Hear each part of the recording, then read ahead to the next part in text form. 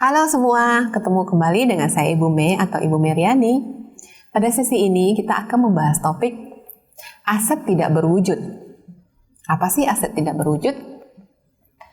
Learning objective setelah mempelajari materi ini diharapkan dapat menjelaskan contoh aset tidak berwujud dalam kehidupan sehari-hari, pengertian aset tidak berwujud, akuntansi aset tidak berwujud, pengukuran akuntansi aset tidak berwujud, serta pengakuan akuntansi aset tidak berwujud.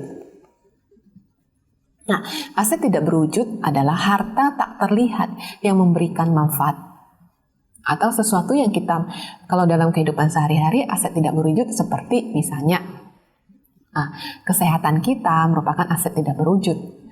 Ya, yang kita miliki yang memberikan manfaat kesehatan kita merupakan aset tidak berwujud. Nah, dalam perusahaan contoh aset tidak berwujud seperti hak cipta.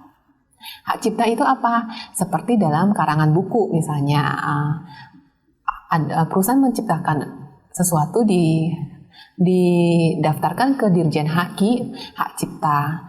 Seorang musisi yang memiliki hak cipta terhadap satu lagu yang diciptakan hak cipta ya. Nah, contohnya hak paten.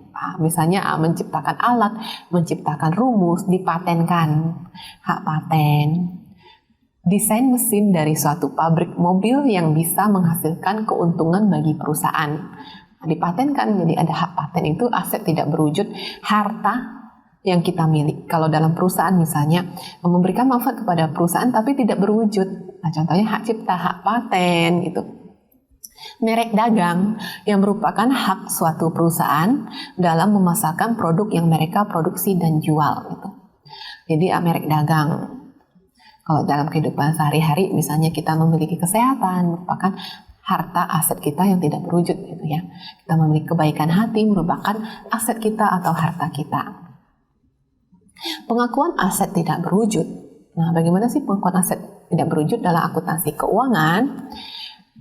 Individu atau perusahaan berpotensi akan mendapatkan manfaat ekonomi di masa yang akan datang dari aset tersebut. Jadi pengakuannya itu jika individu atau perusahaan berpotensi mendapatkan manfaat ekonomi di masa yang akan datang dari aset tersebut. Tadi misalnya untuk dalam perusahaan ada hak paten, hak cipta, merek dagang. Jika bisa berpotensi memberikan manfaat ekonomi di masa yang akan datang bagi perusahaan atau individu, maka bisa diakui sebagai aset tidak berwujud ya dalam perusahaan.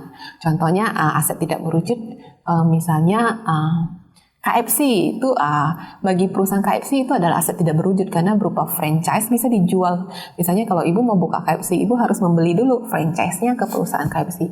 Dipakai baru boleh pakai nama, itu aset tidak berwujud, beli sekian gitu ya.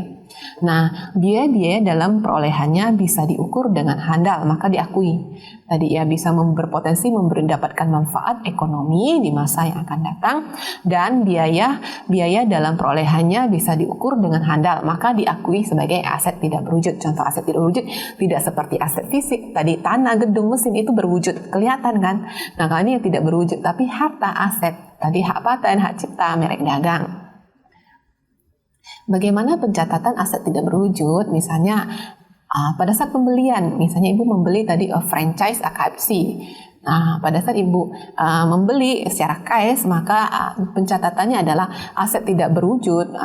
Strip franchise di debit, aset tidak berwujud di laporan keuangan ibu bertambah di debit, dan kas berkurang di kredit karena membeli secara cash kan, kasnya berkurang di kredit. Nah, ada aset tidak berwujud juga ada amortisasi atau penyusutan ya. Kalau penyusutan untuk aset tetap tadi tanah, gedung, mesin mengalami penyusutan, kita sebut penyusutan. Penyusutan penurunan nilai akan kita bahas di video berikutnya. Nah, untuk aset tidak berwujud, kata lain penyusutan istilahnya adalah amortisasi. Amortisasi pada saat mengalami penyusutan. Kenapa? Nah, ada misalnya kayak untuk penyusutan mesin kan, karena masa manfaatnya berkurang. Contohnya ibu membeli handphone, ini ya penyusutan aset berwujud handphone. Ibu beli handphone tahun ini 10 juta misalnya. Tahun depan ibu jual, harga handphonenya berkurang menjadi sisa 5 juta kan, mengalami penyusutan. Kenapa? Ya karena nilai manfaatnya berkurang. Maka ada penyusutan, itu istilah penyusutan untuk aktiva. berwujud. Nah, kalau yang tidak berwujud tadi, hak paten, hak cipta, merek dagang, disebut amortisasi. Bagaimana pencatatan jurnalnya? Pada saat kita mencatat amortisasi atau penurunan manfaat atau penyusutan, kita catat biaya amortisasi atau beban amortisasi di debit, beban bertambah kita catat di debit.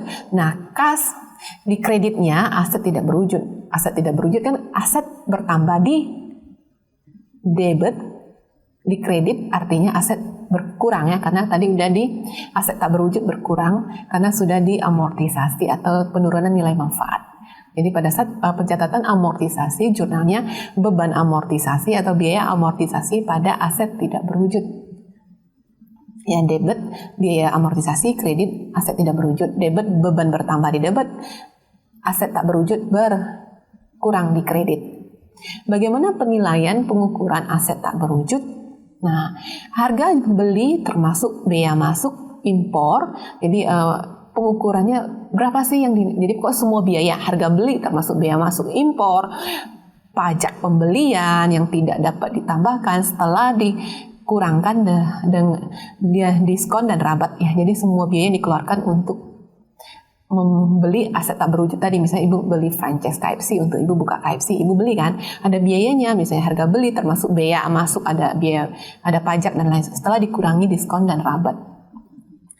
Pengukuran penilaian yang poin kedua, segala biaya yang dapat dikaitkan secara langsung dengan mempersiapkan aset sehingga siap untuk digunakan. Jadi pokoknya segala biaya yang dapat dikaitkan, misalnya untuk beli franchise KFC ibu bayar sekian, untuk mempersiapkannya harus training karyawan, cara goreng ya, ikan ayamnya dan lain sebagainya. Itu pokoknya segala biayanya yang dikeluarkan untuk dikaitkan secara langsung, yang dapat dikaitkan secara langsung dalam mempersiapkan aset tersebut. Sehingga itulah pengukuran atau penilaian yang dicatat dalam laporan keuangan.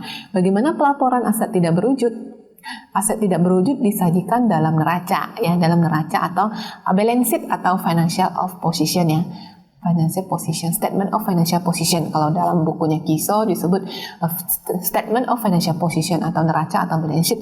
Jadi aset tidak berwujud disajikan dalam neraca pada kolom akun aktiva dan dicatat sesuai dengan nilai bersih setelah dikurang oleh akumulasi amortisasi. Catat nilai bersih setelah dikurangi amortisasi atau penyusutan tadi atau penurunan nilai manfaat tadi ya. Akuntansi aset tak berwujud adalah proses pencatatan, pengakuan, pengukuran, dan pelaporan atas harta tidak berwujud yang tidak terlihat seperti tadi hak paten, hak cipta, merek dagang, franchise, dan lain sebagainya yang memberikan manfaat kepada perusahaan. Demikian, semoga bermanfaat. Tetap semangat. Sampai ketemu di video berikutnya. Sampai jumpa. Bye-bye.